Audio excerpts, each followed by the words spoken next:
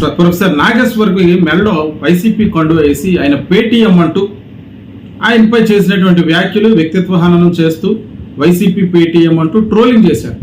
అయితే వీటి పట్ల కూడా నాగేశ్వర్ కొంచెం కోపంగానే ఉన్నారన్నట్టు తెలుస్తుంది. అయితే ఈ ట్రోలింగ్ చేసే విధానాన్ని ఆయన అయితే తప్పుపట్టారు.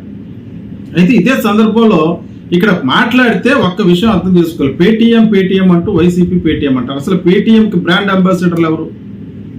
అసలు పేటీఎంకి బ్రాండ్ అంబాసిడర్లు ఎవరు? అక్కడ వాస్తవంగా చూసినట్లయితే 2016లో డిమానిటైజేషన్ జరిగినప్పుడు, నోట్ల రద్దు ప్రక్రియ జరిగినప్పుడు ప్రధానమంత్రి నరేంద్ర మోడీ డిజిటల్ పేమెంట్లను ప్రోత్సహించారు. ఆర్థిక లావాదేవీలకు సంబంధించి డిజిటల్ లావాదేవీలు ప్రోత్సహించారు. అదే సమయంలో డిజిటల్ పేమెంట్ సంస్థ అయినటువంటి పేటీఎం మోడీ యొక్క మాటలను సపోర్ట్ చేస్తూ ఆయన ఫోటోలు కూడా పేటీఎం వాడుకుంది. పేటీఎం ఒక మోడీ యొక్క బ్రాండ్ అంబాసిడర్గా ఆయన ఫోటోలు వాడుకోవటంలో కూడా కొంతకాలం ఈ ట్రెండ్ నడిచింది. ఆ టైంలో చాలా మంది మోడీ డిజిటల్ లావాదేవీలు ప్రోత్సహించినప్పుడు పేటీఎం ద్వారా ఇప్పటికీ మోడీని ఫాలో అయ్యేవారు. కానీ బీజేపీ పార్టీకి సంబంధించిన వారు చాలా మంది పేటీఎంను అనుసరిస్తూ ఉంటారు. ఇప్పుడు అదే మోడీతో కలిసి జతకట్టినటువంటి జనసేన పార్టీ, తెలుగుదేశం పార్టీ, జగన్మోహన్ రెడ్డి ఈ రోజన్నా బీజేపీ పార్టీతో జతకట్టాడా? జతకట్టలేదు. పైపచ్చు జగన్మోహన్ రెడ్డి అధికారంలో ఉన్నప్పుడు బీజేపీ పార్టీ కేంద్రం నుంచి డిప్యూటీ స్పీకర్ పదవి ఆఫర్ చేసింది వాళ్ళకి పార్లమెంట్లో. దాన్ని కూడా జగన్మోహన్ రెడ్డి రిజెక్ట్ చేశాడు. 2014 నుంచి ఇప్పటి వరకు కూడా 2026 వరకు కూడా మోడీతో కలిసి ఉన్నటువంటి పార్టీలు ఏవి? ఈ ఆంధ్రప్రదేశ్లో మోడీతో కలిసి ముందుకు వెళ్తున్న పార్టీలు ఏవి? అందరికీ తెలిసిందే. ఇప్పుడు ఎవరిని పేటీఎంలని అనాలి? మాట్లాడితే వైసీపీ పేటీఎంలు, వైసీఎం పేటీఎం గాళ్ళు, ఈ వ్యాఖ్యలు ఎక్కువైపోయి అందరి మీద. అదే కోవలో ప్రొఫెసర్ నాగేశ్వర్ గారు కూడా ఆయన్ని భయపెట్టి, కేసులు పెట్టి భయపెట్టి ఆయనకి వ్యక్తిత్వ హననం చేస్తూ పెడుతున్నట్టు పోస్టులు. వైసీఎం పేటీఎం గాడు అనుకుంటూ. వాస్తవానికి ఆయన ఏ రాజకీయ పార్టీకి సపోర్ట్ చేయడం. ఆయన తటస్థమైనటువంటి వ్యక్తి. ఈ వ్యాఖ్యలన్నిటి పట్ల ఆయనకి మద్దతు పెరుగుతూ ఉంది. సిపిఐ నారాయణ గారు చెప్పారు కదా, ఆయన ఒకసారి అరెస్ట్ చేసి దమ్ము ఉందా మీకు? అరెస్ట్ చేయండి, ఈ రాష్ట్రంలో ఉన్న కాక్రోచ్లన్నీ బయటకు వచ్చి ఆయన ముఖ్యమంత్రిని చేస్తారన్నట్టుగా ఆయన వ్యాఖ్యానించారు. ఈ రోజు ప్రకాష్ రాజ్ ఆయనకి మద్దతు పెరుగుతుంది. అంటే ఏ రకమైనటువంటి పరిస్థితుల్లో ఈ రాష్ట్రంలో రాజకీయాలు ఉన్నాయి అంటే, జనసేన పార్టీ కాకినాడ జిల్లాలో పెట్టినటువంటి కేసులు చూసి ఆ కేసుల ద్వారా ఆయన భయపెట్టాలనుకున్నారా? లేదా జగన్మోహన్ రెడ్డిని అరెస్ట్ చేయాలని చెప్పి జనసేన పార్టీకి సంబంధించినటువంటి నాయకులు అమిత్ షా దగ్గరికి వెళ్ళారట అన్న ఈ విషయం జగన్మోహన్ రెడ్డికి తెలిస్తే రేపొద్దున భవిష్యత్తులో జగన్మోహన్ రెడ్డి ఏమైనా అధికారంలోకి వస్తే ఏమైనా ఇబ్బందులు ఎదుర్కొనే పరిస్థితి ఉంటుందా? ఈ రకమైనటువంటి పరిస్థితుల్లో ప్రొఫెసర్ నాగేశ్వర్ మాట్లాడిన మాటలను ఆయన ద్వారానే తిరిగి నాది తప్పు, నేను అనుకోకుండా మాట్లాడాను, దీనికి ఏ సోర్సు లేదు అనుకుంటూ ఆయన చేత మళ్ళీ ఒప్పించే ప్రయత్నంలో భాగంగానే ఆయన భయపెట్టారా?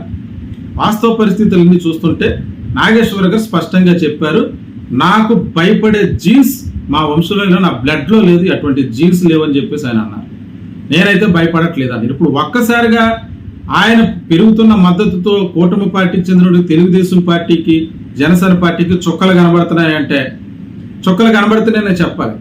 ఎందుకంటే ఒక సాధారణమైనటువంటి, ఒక నార్మల్గా ఉండేటువంటి ఏ రాజకీయ పార్టీ కోవకు చెందినటువంటి వ్యక్తిని ఈ రకంగా భయపెడితే రేపొద్దున భవిష్యత్తులో రాజకీయ విశ్లేషణ చేసే వాళ్ళని, అంటే ఏదైనా తప్పు జరిగితే ప్రశ్నించే వాళ్ళని ప్రశ్నిస్తానంటూ పార్టీలోకి వచ్చినటువంటి పార్టీ ఈ రకంగా కేసులు పెట్టి భయపెట్టాలనుకుంటే ఇది ఎంతవరకు వెళుతుంది?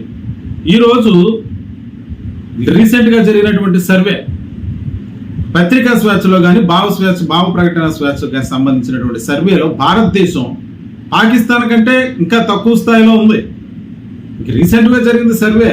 అందులో నార్వే మొదటి స్థానంలో ఉంటే భారతదేశం పాకిస్తాన్ తర్వాత స్థానంలో ఉంది. అంటే భావ ప్రకటన స్వేచ్ఛకు, పత్రికా స్వేచ్ఛకు, ప్రశ్నించే వారిని భయపెట్టే విధంగా మారినటువంటి రాజకీయ సంస్కృతి. అయితే ఈ రోజు ప్రొఫెసర్ నాగేశ్వర్ గారి దృష్టిలో కూడా, నాగేశ్వర్ గారి విషయంలో కూడా అదే జరుగుతుందా అంటే, ఒక విధంగా చెప్పాలంటే నిన్న మొన్న జగన్మోహన్ రెడ్డి గారిని ప్రెస్ మీట్లో ఇదే ప్రశ్న అక్కడ ఉన్నటువంటి 2-3 రిపోర్టర్స్ అడగటం జరిగింది. ప్రొఫెసర్ నాగేశ్వర్ గారు ఈ విధంగా వ్యాఖ్యానించారు. దానిపై మీరు ఏమంటారంటే, జగన్మోహన్ రెడ్డి గారు పెద్దగా రియాక్ట్ అవ్వాల, ఆయన సింపుల్గా ఒకే మాట అన్నాడు.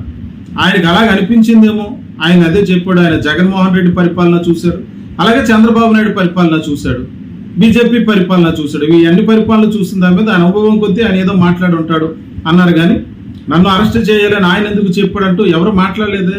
అసలు వాస్తవంగా బీజేపీతో సపోర్ట్ చేస్తున్నాడు జగన్ అనేటువంటి వాదన ఇండైరెక్ట్ గా ప్రొఫెసర్ నాగేశ్వర్ గారు వినిపించినా దానికి రియాక్ట్ అవ్వాల్సింది వైసీపీ వాళ్ళు.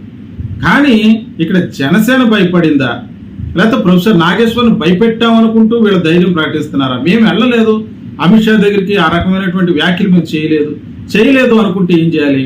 కౌంటర్గా ఒక రాజకీయ వ్యాఖ్యకు మరొక రాజకీయ వ్యాఖ్య కౌంటర్గా మీరు ఇటువంటి మాటలు మాట్లాడకూడదు, ఇటువంటి సంఘటన జరగలేదు అంటూ కౌంటర్ ఇవ్వాలి.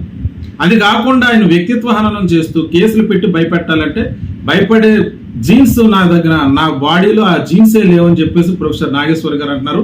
ఇప్పుడు ఆయనకు పెరుగుతున్న మద్దతు ఈరోజు కూటమి పార్టీకి చుక్కలు చూపిస్తానని చెప్పుకోవాలి. అయితే ప్రస్తుతానికైతే తాజాగా ప్రకాష్ రాజ్ ప్రొఫెసర్ నాగేశ్వర్కి మద్దతుగా నిలిచారు. మరింతమంది ఆయన విషయంలో మద్దతు తెలుపుతారు. ఇది ఏ రకమైనటువంటి రాజకీయ పరిస్థితులకి దారి తీస్తుందో ఎదురు చూడాలి. అందరికీ నమస్కారం. ప్రముఖ రాజకీయ విశ్లేషకుడు ప్రొఫెసర్ నాగేశ్వర్కు ప్రకాష్ రాజ్ మద్దతు తెలియజేశారు. ప్రశ్నించే గొంతుకును నొక్కేస్తారా, కేసులు పెట్టి భయపెడతారా, ఇదేనా మీ రాజకీయ సంస్కృతి అంటూ ప్రశ్నలు సంధించారు. ఈ సందర్భంగా ఆయన ప్రొఫెసర్ నాగేశ్వర్కు మద్దతు తెలియజేశారు. ఆయన చాలా తటస్థమైనటువంటి వ్యక్తి, ఏ రాజకీయ పార్టీకి చెందినటువంటి వ్యక్తి కాదు. చంద్రబాబు నాయుడు, కేసీఆర్, రేవంత్ రెడ్డి లాంటి పెద్ద పెద్ద రాజకీయ నాయకులు కూడా ఆయన విమర్శించాడు. కానీ ఎప్పుడూ ఈ రకమైనటువంటి పరిస్థితి ఆయన ఎవరు ఎదుర్కోలేదు. ఇప్పుడు నాగేశ్వర్ తర్వాత ఎవరు అంటే ప్రశ్నించే వారి గొంతులు నొక్కేస్తారా, కేసులు పెట్టి భయపెడతారా అంటూ ప్రకాష్ రాజ్ మండిపడ్డారు. ఈ సందర్భంగా ప్రొఫెసర్ నాగేశ్వర్కు ఆయన మద్దతు తెలియజేశారు. అయితే ఈ రోజు ప్రకాష్ రాజే కాదు, నిన్న సిపిఐ నేత నారాయణ కూడా ఆయన కూడా ప్రొఫెసర్ నాగేశ్వర్కు మద్దతు పలికారు. మీకు దమ్ముంటే అరెస్ట్ చేయండి, అరెస్ట్ చేస్తే ఈ రాష్ట్రంలో ఉన్నటువంటి కాక్రోచ్లన్నీ బయటకు వచ్చి ఆయన సీఎం చేస్తాయంటూ సటైరికల్ వ్యాఖ్యలు చేశారు. ఈ సందర్భంగా పవన్ కళ్యాణ్ నాగేశ్వర్పై అన్ని పోలీస్ స్టేషన్లోనూ ఫిర్యాదులు చేయాలని ఆదేశించాడు అన్నట్టుగా తన వద్ద సమాచారం ఉందంటూ సిపిఐ నేత నారాయణ కూడా మండిపడ్డారు. అయితే వాస్తవానికి ఈ ఎపిసోడ్కు సంబంధించి ప్రొఫెసర్ నాగేశ్వర్ తన వ్యాఖ్యలు ఉపసంహరించినట్టుగా ఆయన తెలియజేశారు.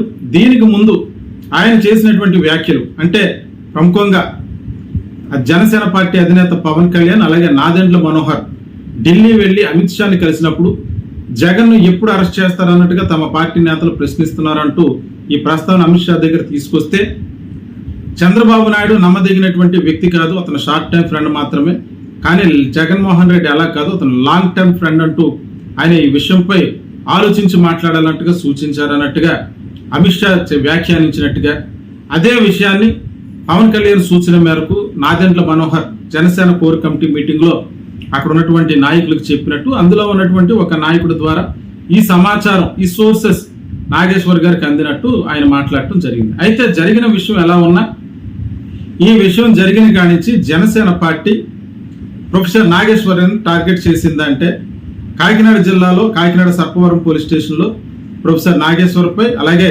సాక్షి జర్నలిస్ట్ కొమ్మినేని శ్రీనివాసరావు వీరిద్దరిపై కూడా ఫిర్యాదులు చేశారు. ఈ సందర్భంగా కేసు నమోదైనట్టుగా తెలుస్తుంది.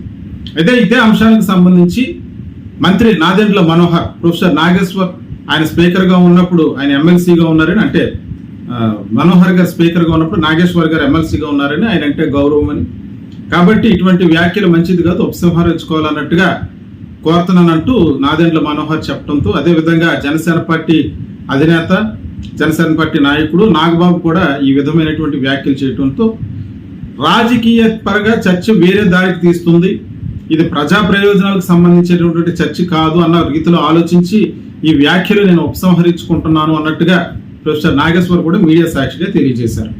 నాదెండ్ల మనోహర్ గారు చేసినటువంటి రిక్వెస్ట్ మేరకు తాను తగ్గి ఈ చర్చలో ఈ యొక్క వ్యాఖ్యలు ఉపసంహరించుకుంటున్నాను. వాస్తవానికి నేను చేసినటువంటి ఏ వ్యాఖ్యలు కూడా రాజకీయ విశ్లేషణ కూడా భవిష్యత్తులో నిజమైంది తప్ప అప్పటికప్పుడు అవ్వకపోవచ్చు, కానీ తన 30 ఏళ్ల ప్రస్థానంలో ఇటువంటి పరిస్థితిని నేను ఎదుర్కోలేదంటూ ప్రొఫెసర్ నాగేశ్వర్ తెలియజేశారు. అయితే జరుగుతున్న పరిస్థితుల దృష్ట్యా ఆయన కొద్దిగా రివర్స్ అయినట్టుగా తెలుస్తుంది. అంటే నేను చేసిన వ్యాఖ్యల పట్ల వస్తే గిస్తే జగన్మోహన్ రెడ్డి కోపం రావాలి, కానీ వీళ్ళెందుకు కంగారు పడుతున్నారు అంటే నిన్న జనసేన పార్టీకి సంబంధించినటువంటి కార్యకర్తలు నేతలు